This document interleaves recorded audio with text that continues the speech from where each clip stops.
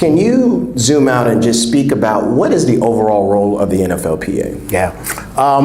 We represent, they, royal we. I am not there anymore. The National Football League is a union. It represents every player, every active player in the National Football League, much like, Cecil Roberts ran the miners union, or Rich Trumka ran the miners union. And the idea is that as a collective, you could accomplish more as a collective than you can individually. So, when you think about the unique structure of the National Football League, the only way that they're able to keep their antitrust exemption is if there's a union. So weirdly, the owners want the union to exist. Now, they don't want Nat Turner running the union. They would much rather have somebody a little more kinder, gentler. But, sorry. But they want a union because they want all of the benefits of the antitrust exemption. Right. And my job, looking at it the other way, was if you have to eat the union, right, in order to continue with your business model, man, you're going to eat the whole thing. Right. So everybody pack a lunch. This is not going to be easy. I looked at the job as not that it's important for me to not have a good relationship with the league, right? Because they're there to perpetuate football, and I was there to perpetuate the benefit of the players. Yeah. So, in a weird way, I have to think, at least existentially, that one day I might have to stand up and say we shouldn't play football anymore. Right.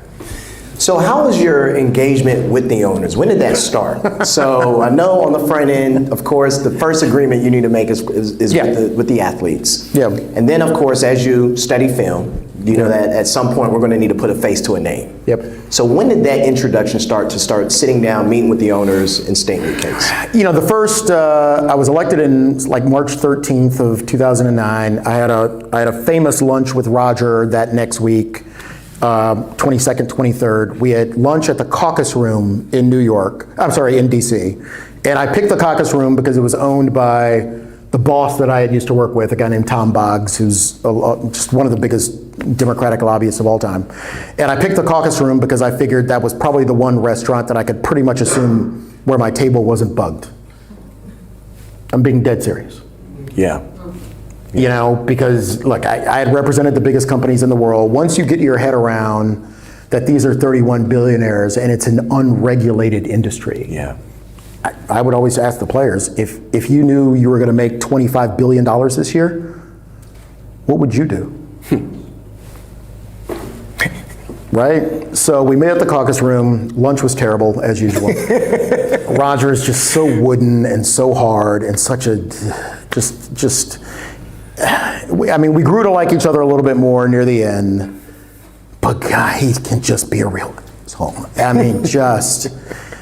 He's just hard, and everything is hard. And so we get done with the lunch, and I'll never forget, he reaches up to his lapel, and there's a NFL pen.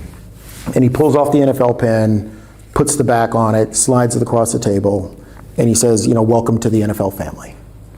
And I took my fingers on the pen and I pushed it back across the table and I said, I'll never be a part of the NFL family. And that's how we met.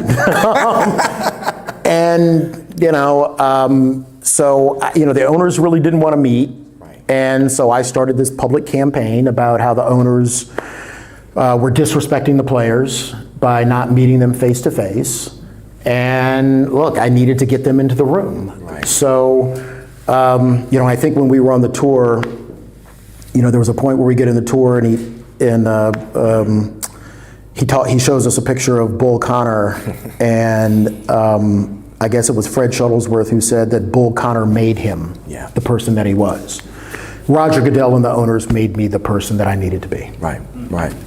And that person isn't going to be a friend. It's not going to be somebody who's trying to find common ground. It's going to be an adversary. Right. Right. And so within 2 weeks, we meet with the owners for the first time. And that first meeting was important because it was the only meeting where Mike Brown, the owner of the Bengals, that was the first meeting that Mike Brown was allowed to say something. And he said things that were so offensive that the owners didn't let him back in the other meetings. Wow. Yeah. Wow. Yeah. Wow. Yeah. Yeah. And that includes, I mean, when I say more offensive, I mean, Jerry Richardson called me uppity at a meeting. So, yeah, Mike Brown managed to see and raise Jerry Richardson. But, yeah, he was just offensive. Yeah. And, you know, the owners just, you know, he's offensive and crazy. But, again, my biggest takeaway from the first meeting all the way through until we came close to figuring out who has the power, because you have to figure that out in the room. Who has the power? Not all of them have the power. Right. My biggest takeaway from meeting with the owners at the beginning was, and I think this is true for the billionaire class, their utter indifference to our existence. I mean, I would respect them more if they hated working people. They're just indifferent.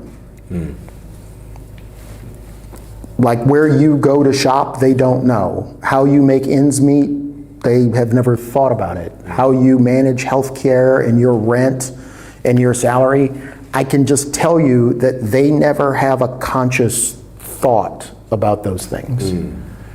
And so, you know, so much so that when an owner, we were talking about it earlier, an owner walks into the room, we have a mandatory negotiating session by the judge. We all introduce ourselves. And one owner, when it gets to him to introduce himself, he says, "Why am I here?"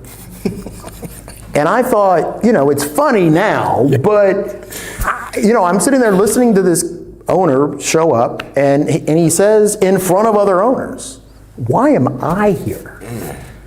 And I was like, okay, that's kind of disrespectful to me and the players, but it's far more disrespectful to your other owners.